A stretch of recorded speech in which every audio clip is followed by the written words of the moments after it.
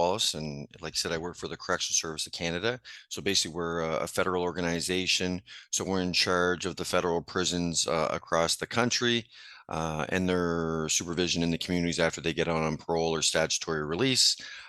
So basically, anyone serving 2 years or more.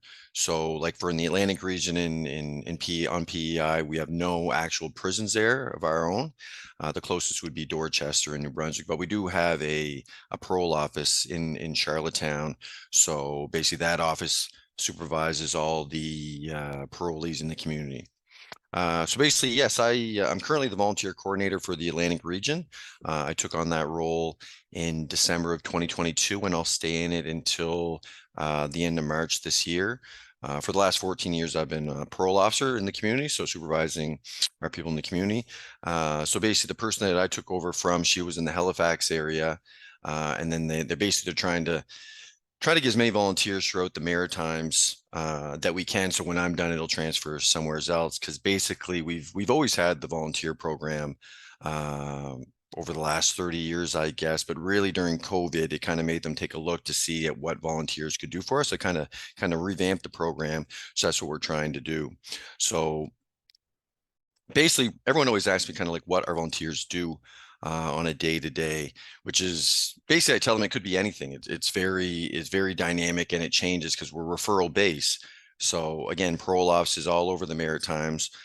They might have a new release coming out. They'll put in a referral into me. So basically, right now with the volunteers I have, a lot of it, like I said, during COVID, is just mental health check-ins. So some people might not have family or friends, might live in a rural area, and might only really have the parole officer that they talk to on a weekly basis or maybe a few times a month. So just having someone that they can talk to who is a positive influence, kind of like a mentor, peer support, whether that was in person during COVID or just like calling them on the phone, just to talk about the weather, appointments they have coming up, what they're watching on TV, their pets. Like I said, just like our population, the Maritimes, our offender population is getting older and older too. So you have these people, again, might not have family or friends. They might have served a very lengthy prison sentence if they're serving a life sentence, and they might have alienated themselves from them, or maybe they transferred across the country. That's been a big one. Other stuff just could be social, going for walks. People that go bowling, they meet weekly for coffee just to talk about what's going on in their life. Just to, again, being around positive people since they're normally used to being around negative influences. Some people that have very specific set of skills choose to do very specific things. Like we had a female in Halifax that was taking some of the female offenders and doing yoga on a regular basis. And she's actually also talking about starting an entrepreneur kind of a program just to kind of teach them how to kind of start their own little small businesses. Another big one is for people that first coming out of prison. A lot of them end up losing their driver's license, birth certificates, Medicare cards, all that stuff while they're in prison. So a big thing is just meeting with them when they first get out, just to kind of help them get back on track. So going down to here, it's Service NB. Some of them might not be, they might not like being in crowds, so waiting in lines.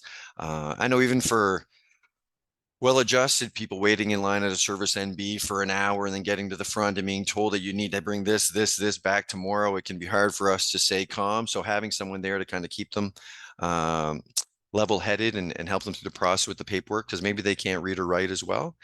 So things like that, opening up bank accounts, finding employment, looking for housing, taking them to appointments, whether it's medical or even for, I know we have a big push on now trying to find Indigenous volunteers to help take them to different ceremonies on First Nations, whether it's sweats, powwows, etc. We also work with other nonprofit organizations that do programs in the institution.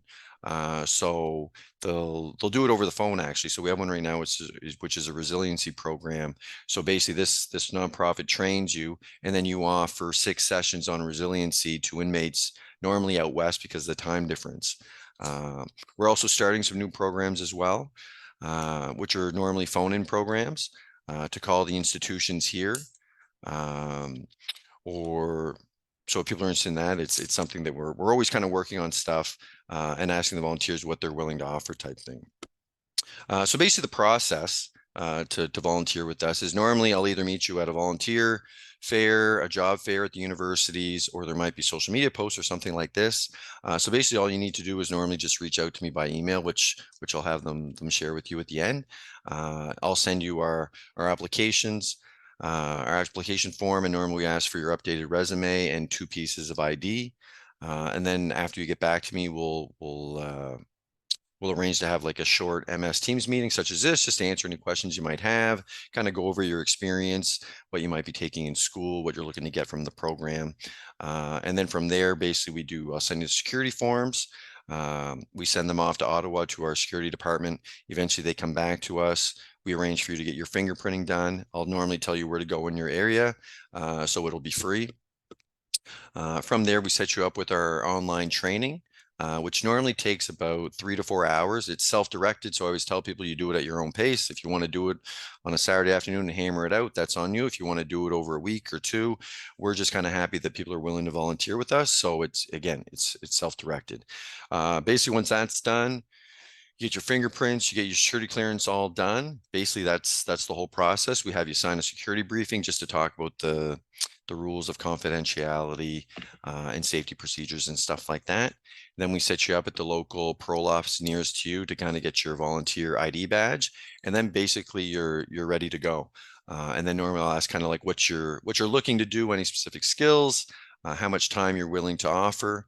And normally when someone is newly approved, I'll reach out to the local office and basically say, we have so-and-so, they've just been approved, they're taking criminology at UPEI, and they're looking to volunteer a couple hours a week or bi-weekly, and we'll send it out. And normally quite often we'll have someone that they can think of someone right away and we can get you out there.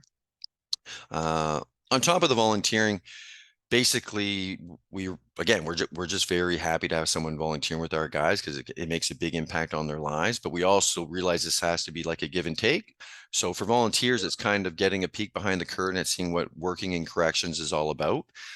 We actually encourage the parole officers as well to work with our volunteers, especially if they're interested. So like another program we're working on now is having job shadowing. So someone that's looking to get into corrections, whether it's in the institutions or in the community or even policing or anything that's similar to working with us, I guess, is just kind of going that extra mile for the volunteers to giving them as much information as possible, just to see if this is a type of population you want to work with. Because again, we'll have people that severely violent, have committed some bad crimes, they might have addiction issues, mental health issues, different diagnoses, disabilities, stuff like that. So you really get to see the whole spectrum of what kind of we're dealing with in the institutions these days.